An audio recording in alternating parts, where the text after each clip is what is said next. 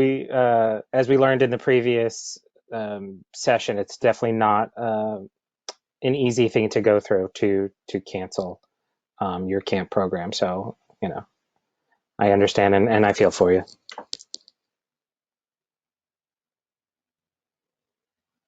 Thank you. Hi, this is Melissa Lee with Arizona Camp Sunrise. Our camp, like Emily knows too, we're changing sites this year too, but Hmm. we're going a little later in July. So we just canceled our April retreat and a big fundraiser, but we're proceeding as if we're going to have camp and then trying to assess. But we also have ACA accreditation this year too, so we are proceeding with all of that at the same time, and then hope to make a decision in June.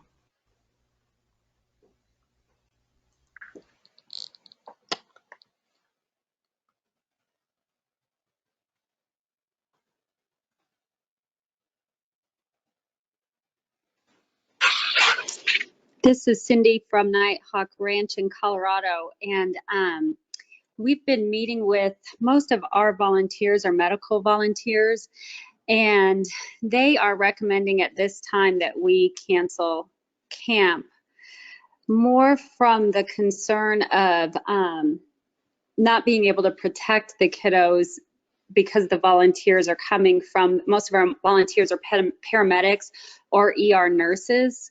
Hmm. And so they were more concerned about their risk of contaminating the kids rather than the kids coming, and because of our state requirements, we have to have the medical volunteers. We can't just accept very many general volunteers. So at this point, we do have our June, it was supposed to start early in June, canceled, and we are carefully watching things, hoping, because we do own our campsite, that we could push potentially a couple of sessions late into the summer if we felt like it would be safe. So we're a little bit up in the air with those.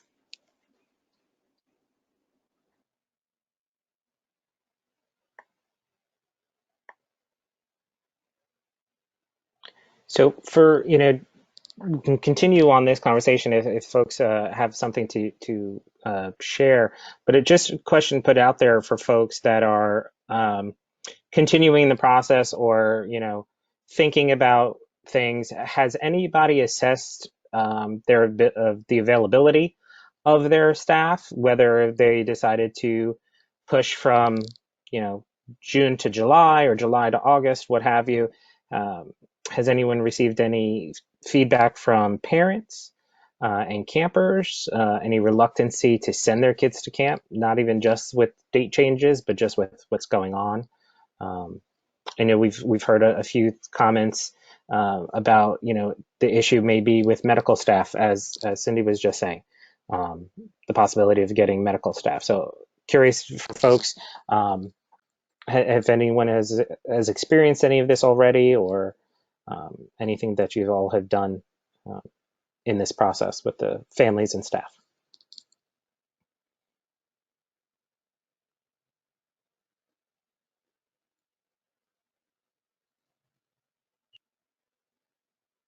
Hi, my name's Hannah. I'm with Heart of Passion.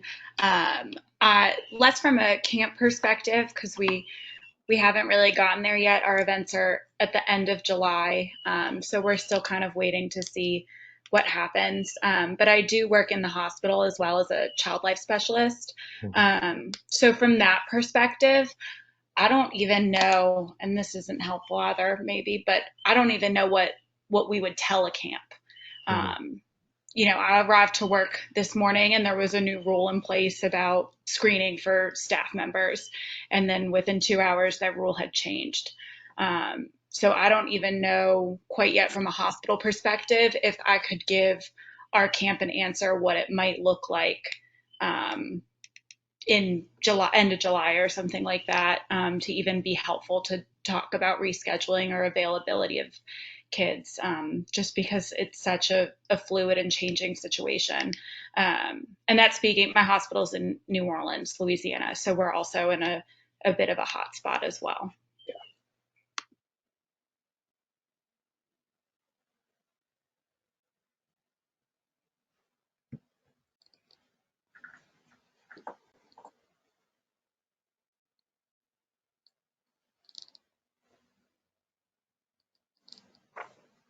This is Ian with Camp Happy Days. One of the things that we do, our camp is a week-long camp, the week of July 4th every year, and the possibility for us is looking like we're going to have to postpone it.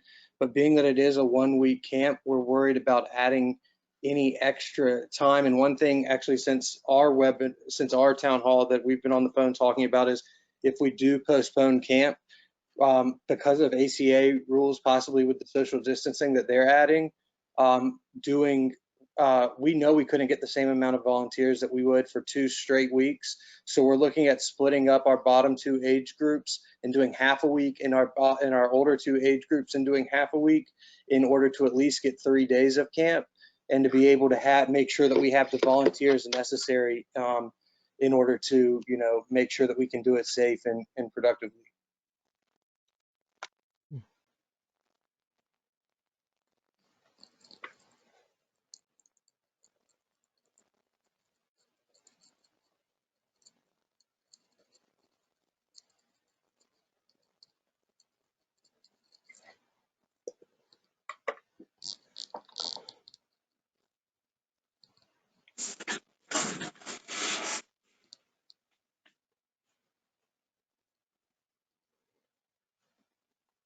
Right.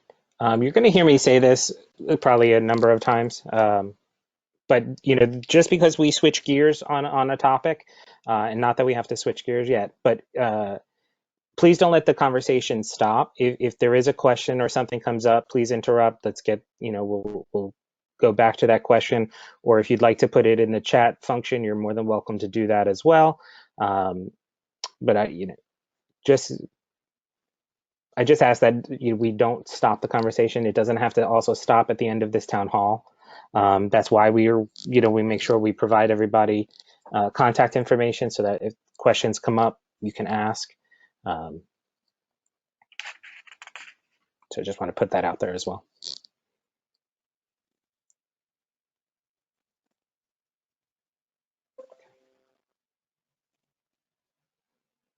So since we are talking about staff, and the possibility, as Ian said, from 2 weeks, but maybe they'll be able to shorten it down so that campers can have experience.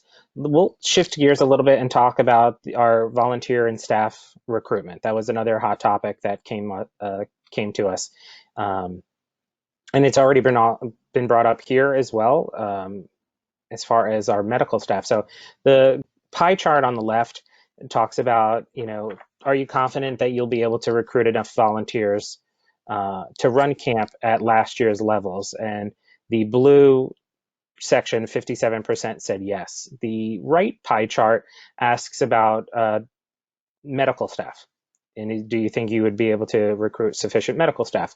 And the yes is also at 48%. Now, we've already heard, which is great conversation, that might for some be a strong challenge. So I'd love to talk about a little bit about how are we recruiting for those who still are recruiting? How are we interviewing, whether it's different or the same from years past? Some folks may have already done a virtual interviewing section or a virtual training section. Others may have only done in person. So, on the next slide, we can spend a few moments talking about that for folks. What does your staffing and recruitment look like, and your interview and training process?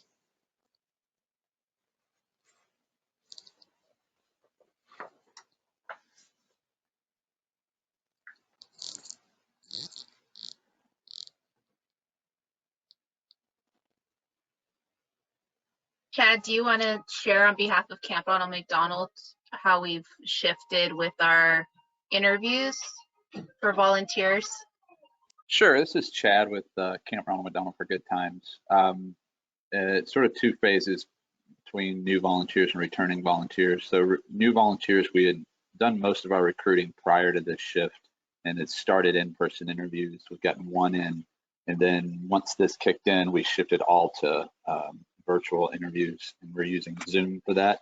we'll still have our normal setup of 4 or 5 interviewers and 10 applicants. And if we don't use Zoom, we like Zoom since you can break it up into sub breakout rooms and send people to have one-on-one interviews and then come back to the group. There have definitely been pros and cons to that. Pros is that obviously while folks are social distancing, they can still take advantage and do those interviews. Cons would be we find it's easier for folks to cancel at the last second, to be honest. Seems that there's lack of commitment now, and we're losing potential volunteers due to that. For returning staff, we actually pushed back our sign up for summer another couple of weeks until after our May 1st decision point. We usually have a big sign up on tax day to give them something to look forward to. But this year it's going to be into May when we have a better idea of what's going to happen with summer camp.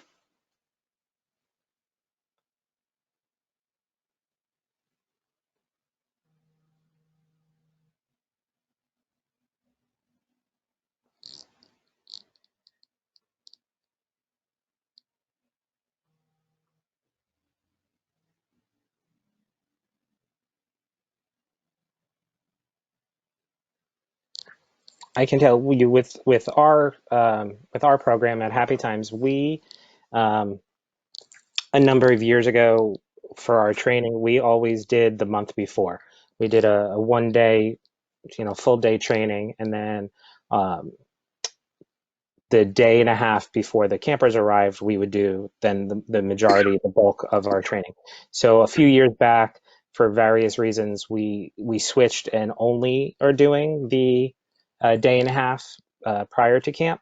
So this year, obviously, it's going to be the same for us. However, knowing what's going on, we decided that we would just add a few extra like Zoom calls leading up to camp as a way of mixing in some get to know you, some extra training, some, those kind of things. We decided we would add that as part of our training program. So now it's a little bit looser with our Zoom piece for training because really the bulk of our training will be on site the day and a half before camp or before the campers arrive.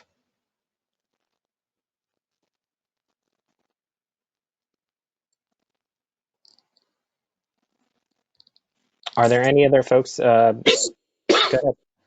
Somebody's.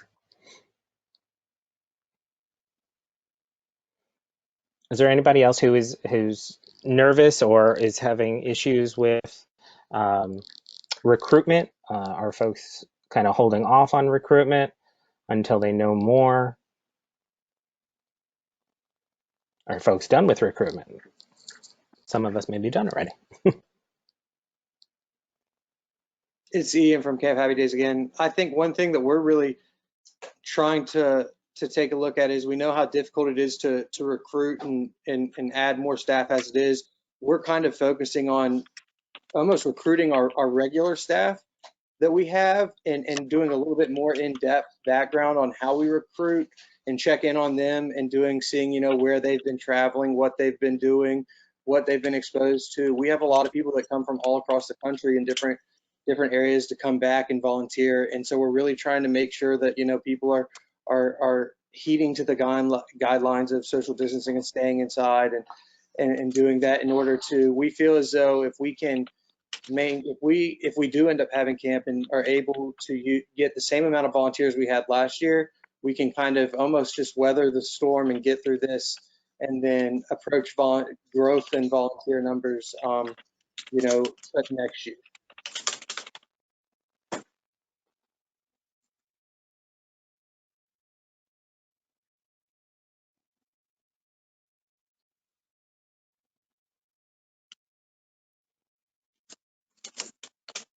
For those who have that chat function, you can see Jennifer added in, and those who don't have it, I'll explain.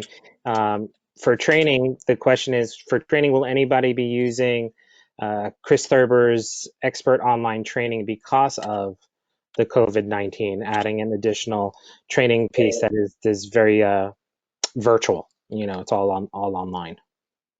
And she also included, which folks will get a copy of, the website to the EOT. So is anyone currently using expert online training or is thinking about some type of online training program, whether it's EOT or another?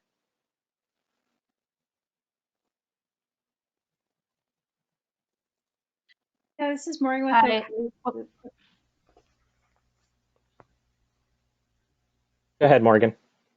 Sorry, yeah, this is Morgan with Okaizu. We have been using expert online training for the past few years. It's done us wonders in preparing staff for camp. This year, we were already looking to design our own content and curriculum for an online platform because of the volume of volunteers we have and the limited time for staff training. However, it's been a great resource, and we will probably continue this year, as we are investing a lot of time in virtual camp and not going to be able to produce our own personalized staff training like initially planned.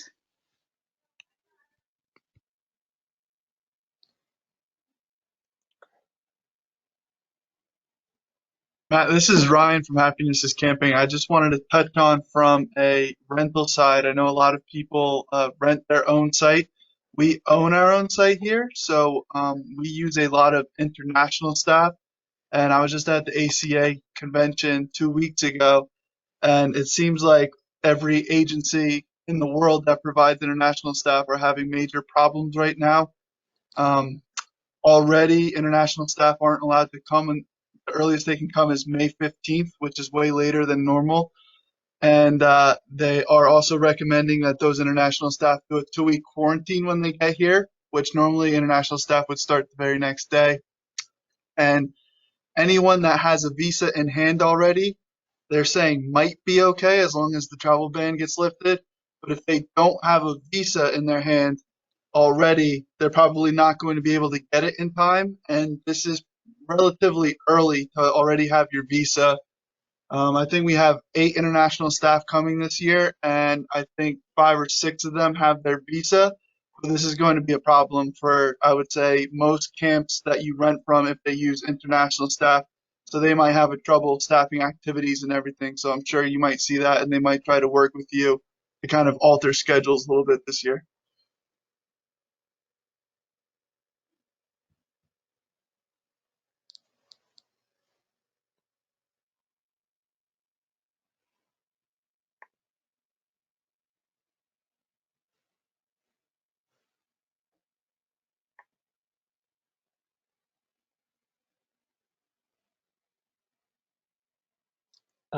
Actually, let me put this out. Dr. K, can you mention about the videos that COCA created that might help folks with recruitment and staffing and training issues?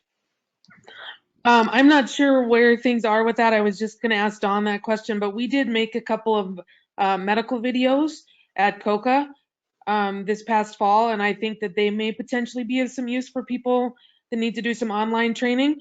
Dawn or Jen, could you comment on if people have access to those yet? I know we were still in the editing process with those. Oh, we're still in the editing process, Kay. It'll probably the middle of May, and we'll get those out by then for sure, if not earlier. So. Okay. There were some videos where we just talked a little bit about some of our processes, like things to think about when you're checking patients in and campers in. Sorry for their patience to me. And some that are for people that are oncology medical providers and some that are for your non-oncology medical providers. So another resource that COCA will have available in the not too distant future for people that need to do online training, maybe in a way you haven't in the past.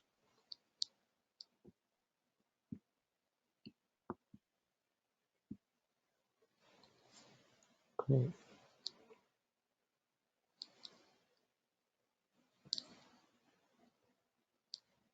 Awesome. So we can just, if any other folks have any comments regarding staffing, if not, we can definitely move on to another topic for folks, because I know there's still a couple of topics that we'd love to cover, and make sure y'all walk away with some things in hand. But we'll switch gears a bit to go towards talking about fundraising. I don't know if this is an area that y'all love or an area that y'all hate, but from our survey, we found the folks who answered our survey. The question was, has your fundraising been affected by the current restrictions? And 58% said yes, it has. The second pie chart asks the question, is it likely that the lack of funds may prevent you from holding camp this year? Luckily enough, 72% said no, it would not hold them back. But unfortunately, there is that 4% that said absolutely yes. So we definitely would like to take a few minutes at least to talk about what are some fundraising issues that are going on for all of you. Have you had to reschedule any fundraising events, replace or cancel? But also, has anyone thought of any ways outside the box thinking of ways to possibly fundraise in this time? Or are camps looking more towards special appeals, or honestly just ways of being good stewardship and kind of giving back to those folks who have sponsored us along the way with, you know, whatever it is, calls to say thank you to them, not asking for money, just thank you, or, you know, putting it out there that folks who sponsored a meal, and, you know, a local restaurant that sponsored a meal and they're still open for business for takeout or delivery, you know, or curbside pickup, you know, putting it out there on our social media accounts to help sponsor those or help give back to those folks. So I'm curious really to hear from folks how, you know, what's going on with your fundraising and your donors during this.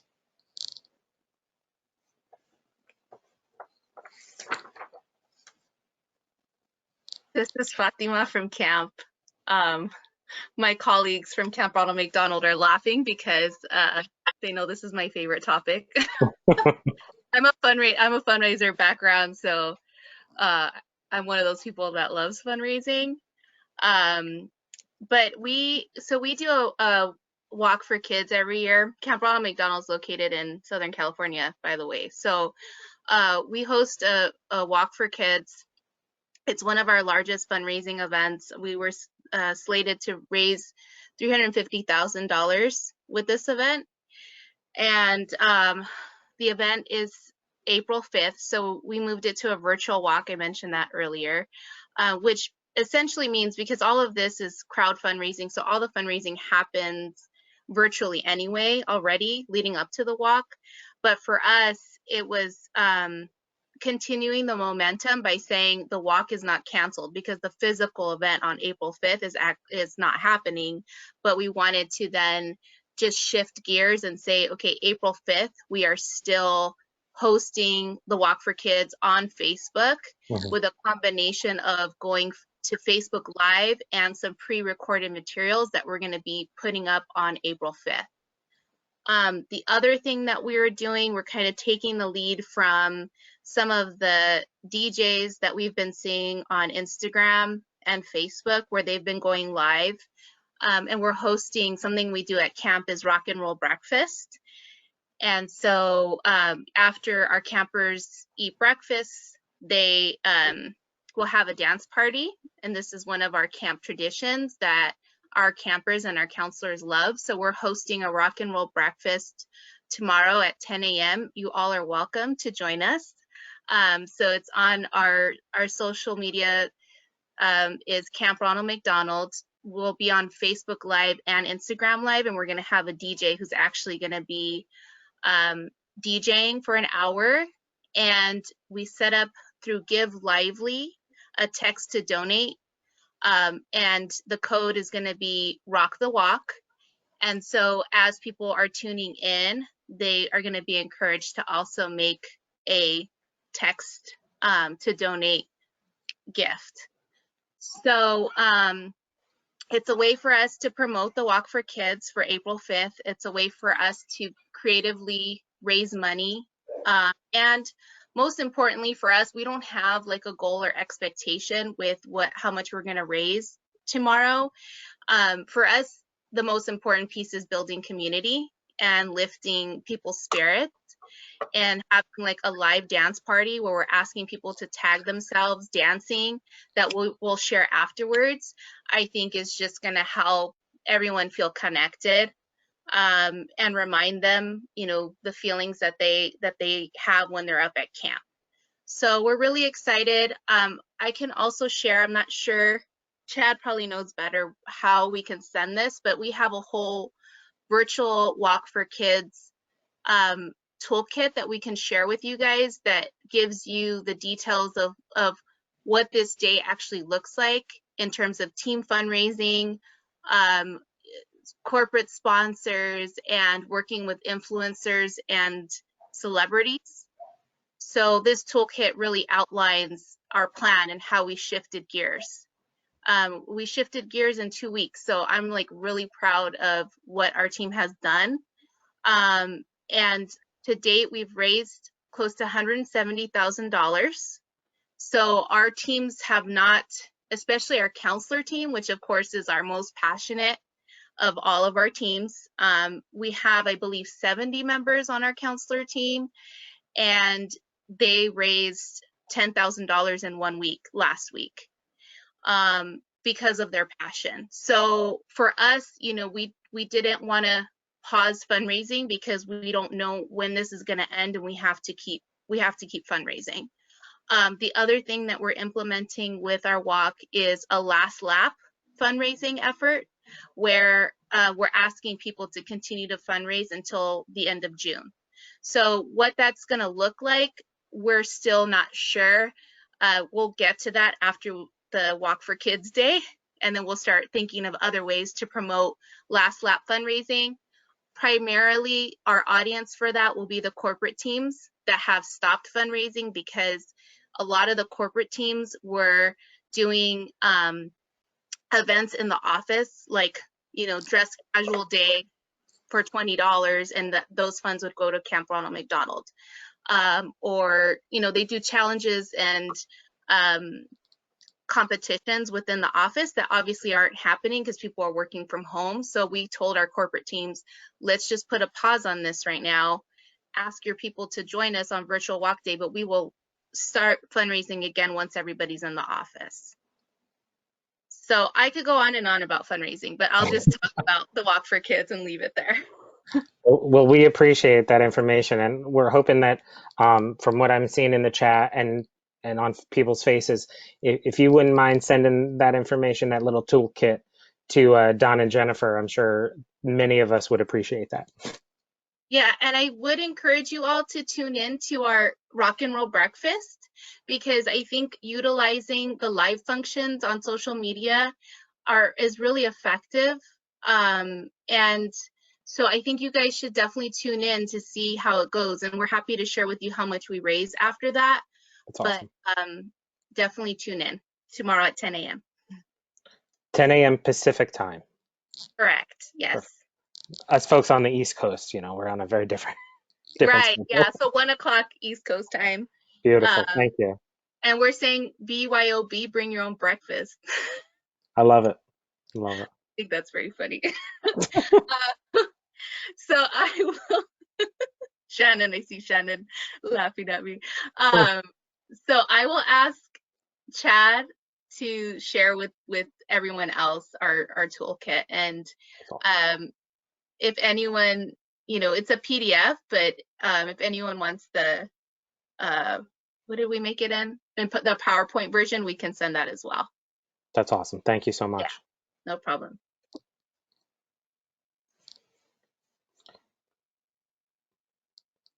You know, that honestly can really lead us into our next part of our discussion, because, you know, definitely thinking outside the box and how to go virtual with things. Really, that was the strongest amount of feedback that we received from camps, is to, you know, the what to do now kind of thing. So the talking about contingency plans and thinking outside the box, how to bring camp to campers. This is two charts. The one on your left is if you cannot hold camp this summer, have you developed plans to bring camp to the kids? So in the blue, it's a yes at 43%. Now, obviously, the no is larger, but the caveat to that is that right-hand side where it says, have you considered or made plans already to provide the virtual programs, which 54% said yes. So I'd love to actually spend the remainder of our time, or most of our remainder of our time, talking about what are some of those contingency plans that folks are making? Maybe it's things that you've done already, but now have to take a shift in things. So let's talk about our webinars and our Facebook posts and our social media and the potential for camp in a box, sending items to our campers if we can't hold camp, whether it's arts and crafts or a t-shirt, the t-shirt that they were supposed to get at camp, and maybe we're sending it to them. So I'd love to talk to y'all or hear from all of you about what are folks thinking? What are some things that you're already doing or planning to do or have questions about in terms of how do we bring camp to our campers if we're not on site?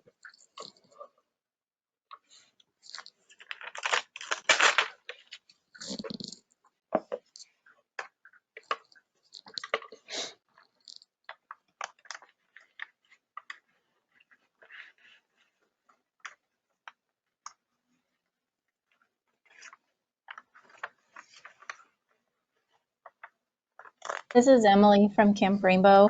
And we just made the decision like last week to cancel camp. So I haven't really had any genius ideas yet as far as how to bring camp to our campers and how that would work out. But the one thing that I did think of that I think would be a pretty achievable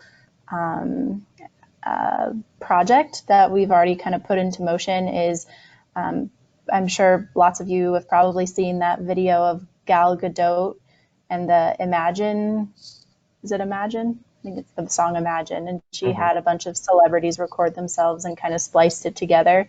Camp songs are a big part of Camp Rainbow. And so we're working on having our camp musician record some tracks for the campers and the volunteers to sing along to. And then we'll have our camp kind of techie volunteers splice them together and make a camp video to kind of bring everybody a little bit of the camp spirit and give a kind of feeling of togetherness with all of us being in a video together.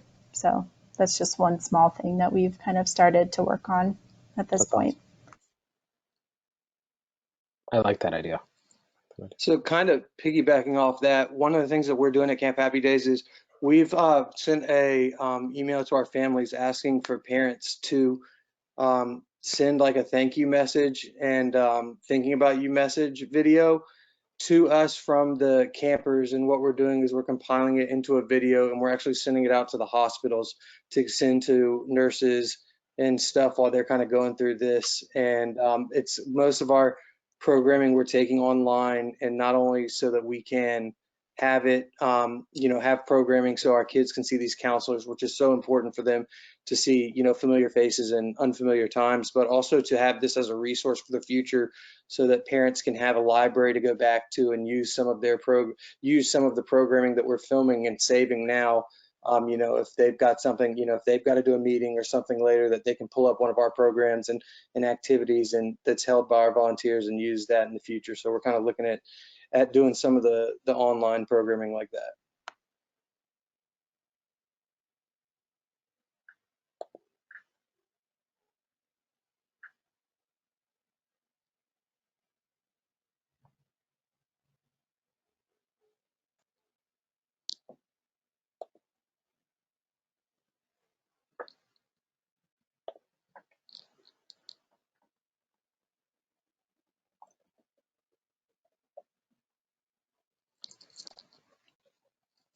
So I can share a little bit.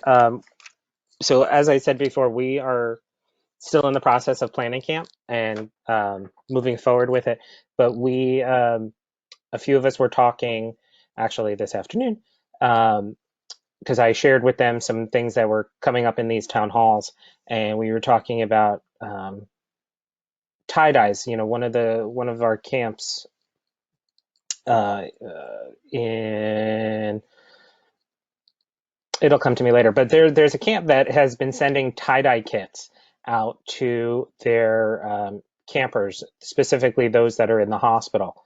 And I had, proposed to my leadership staff, wouldn't it be fun because we always have a tie-dye day at camp. and this year it had been decided that we were going to tie-dye pillowcases. But I thought, what a cool idea. What if we send out tie-dye kits ahead of time to camp with t-shirts in it, and let the kids tie-dye their t-shirt at home and bring it to camp with them so that they have a tie-dye shirt on tie-dye day. So that was one thing that we had discussed that we thought we would do.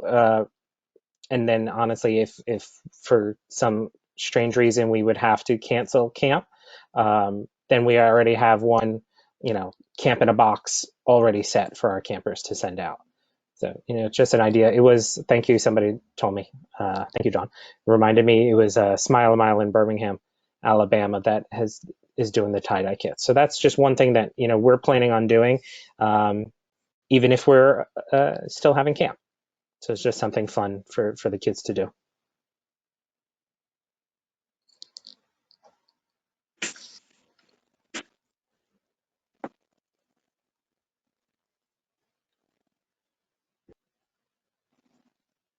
Hey everyone, this is Knuckles from Camp COCA-I. We actually are working on a virtual camp right now. Our camp director, Morgan, who talked about just having to cancel camps earlier up until Memorial Day, has come up with a really nice online plan.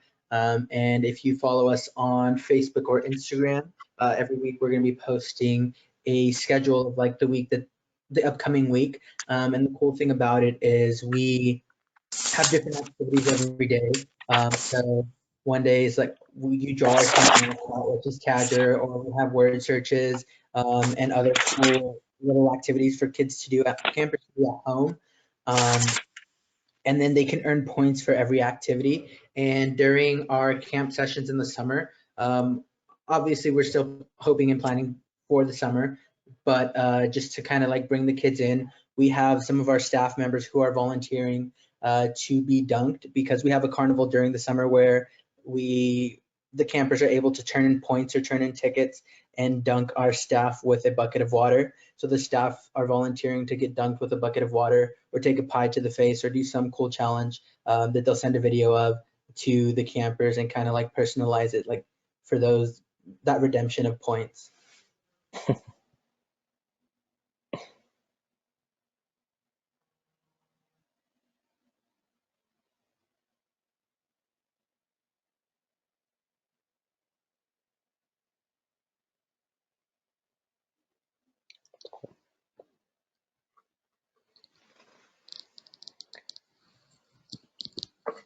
Sorry, this is Heather at Campo Kaizu.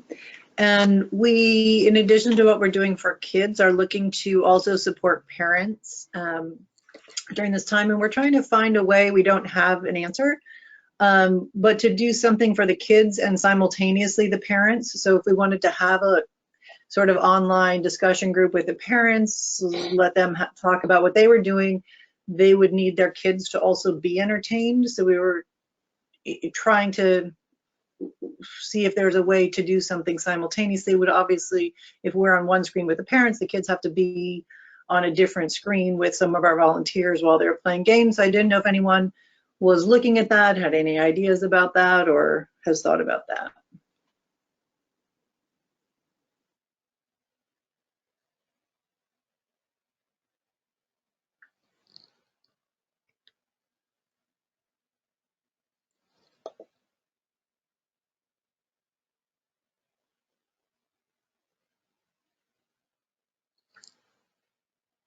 That's a really great question, and I definitely think we could. That's a question that we could pose out to our membership and see if folks, especially as we finish up our town halls. That's a question that we have 2 town halls on Monday. That is definitely a question that I'd be happy to ask those groups and see if any of them have come up with an answer to it, and then I'll make sure we get that information to you. It's a great question, a way to engage the parents and families as well. Yeah, thank you. Yeah, definitely.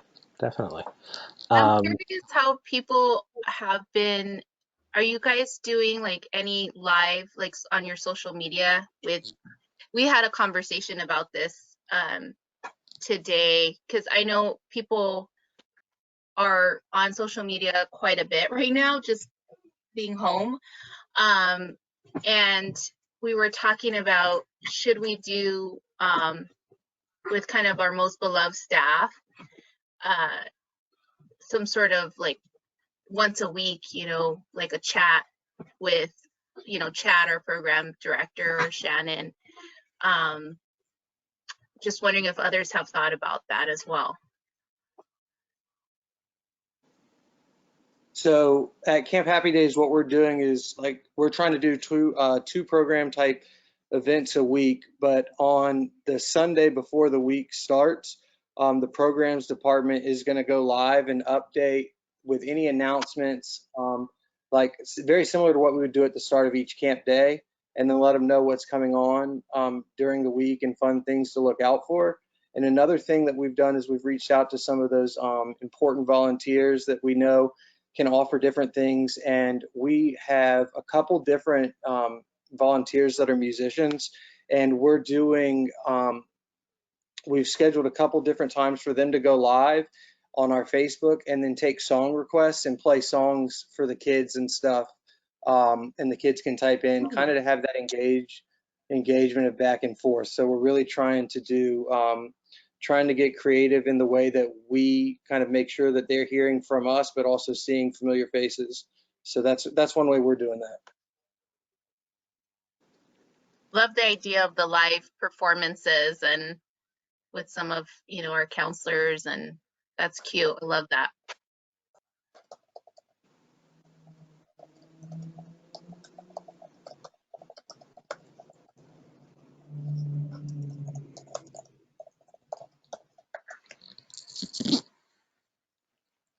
Awesome. So yeah, so we'll, you know, I think between all of the town halls that we've had, there's been quite a few folks who are trying, really trying to think outside of the box and ways to do virtual events. You are going to see soon that, Jennifer, tell us more. Well, before I get to that, there is a question Jennifer posed about, I heard about cabin chats, and somebody would like to know more about that. Jennifer. Yeah, so they're still going to assign their campers cabin counselors and provide like I guess, is it in Zoom where you can break off in groups and Yeah. have like little small group meetings and then come back together? So they were actually going to like still have like cabin chats with an assigned cabin counselor, so they could do like face-to-face interaction and just have little talks and then bring everybody back together.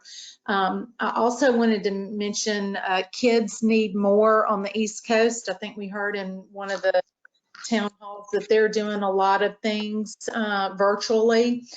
And then earlier today during Region 4, you know, a lot of the camps there are really just trying to reinvent this year. You know, camp can look completely different.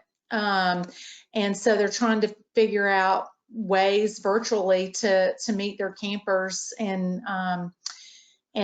do some things that are just, you know, not our traditional camp things. And I know we like to disconnect our campers from their devices when we get them to camp, so they can enjoy nature and being together face to face. But one of the ideas that I tossed around with another camp in Region 5 was maybe if you go virtual with your camp, maybe you can get your campers to actually plan the activity that you're going to do. If you post it on Instagram or Facebook, let them plan it for you and maybe give them an opportunity to lead an activity.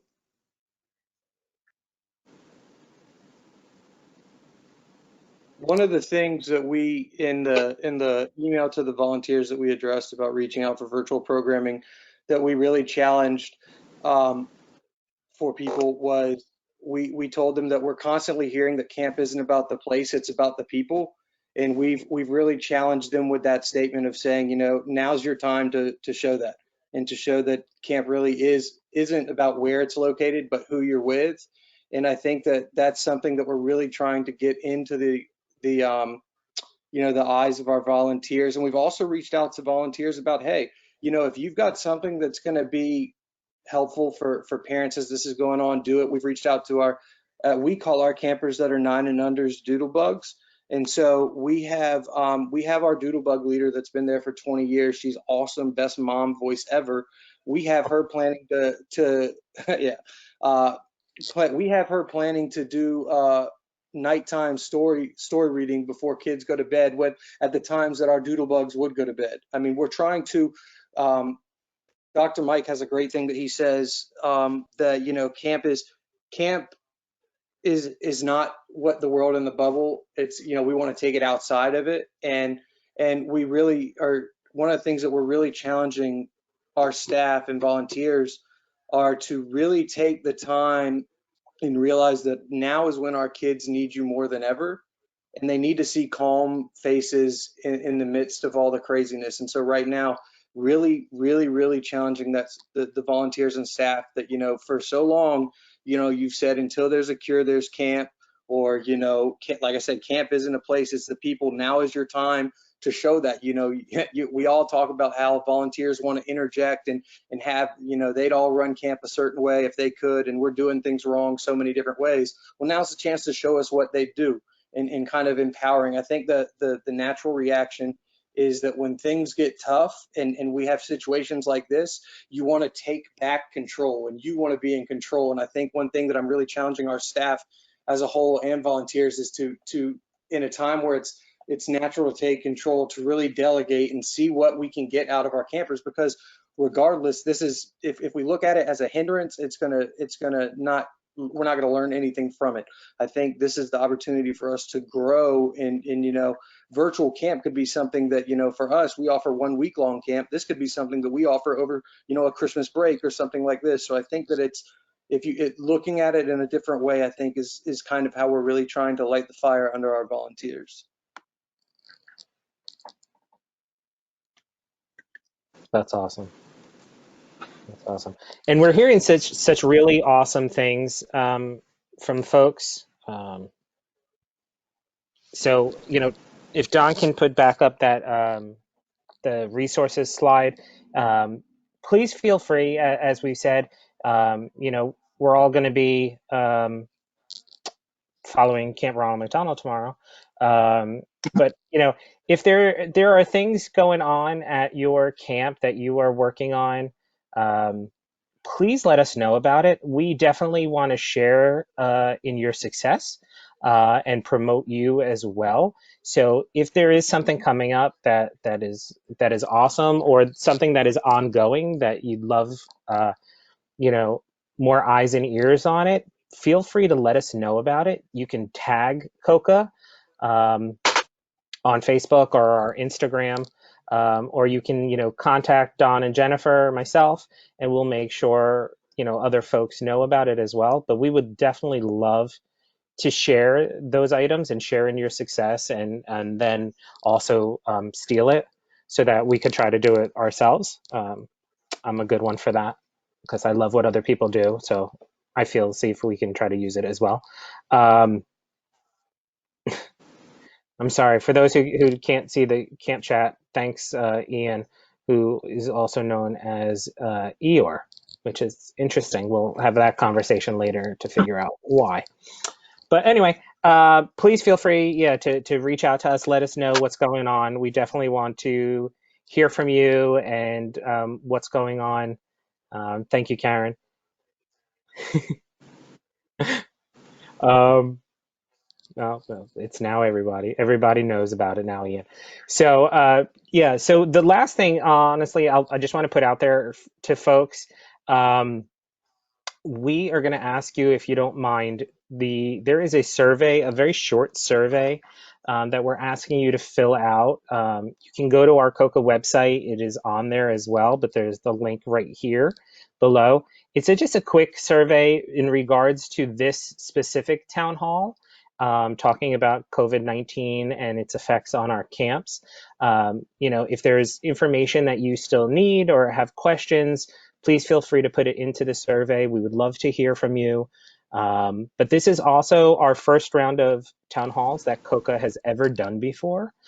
So we'd also love to hear your thoughts about the town hall format, and if there are other topics that you'd like us to discuss at some point. We're definitely willing to do more of these if that works for folks. But yeah, please let us know. Fill out that survey. It'll take a couple minutes, and then we'll obviously share those results with all of you once we have all of the surveys complete next week. We do have 2 more town halls on Monday. Even though you were on this call, if you would like to join those town halls, when Don sends out that reminder, it does go out to everyone. So, take a look, and if the times work out for you, you're more than welcome to join us again, get some more information from other folks. It's regions 7 and 9 next week, so feel free to join us if you can. But otherwise, thank you all so very, very much for taking time out of your busy schedule. I know we all have so much going on, so I really appreciate everybody being here today. I'm hoping that you took something out of it. You have some good takeaways, things that you liked, things that you might want to try. So I appreciate you all being here today, and thank you so much. The last thing to say is, please, everyone, stay well, stay healthy, and take care of yourselves and your campers. So thank you all so very, very much. Bye, thank you. Thank you.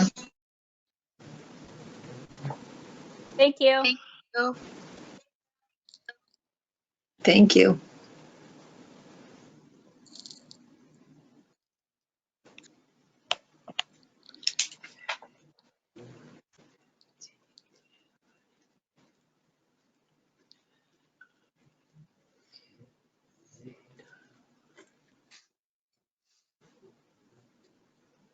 Sorry, I don't know how to leave the meeting. I think you honestly can just click out of the box. Okay, let's see. Can I just ask you one thing, as long as you're still here? Yeah, of course. I've noticed that a lot of what we're doing, what we're thinking about, is for kids who already know what camp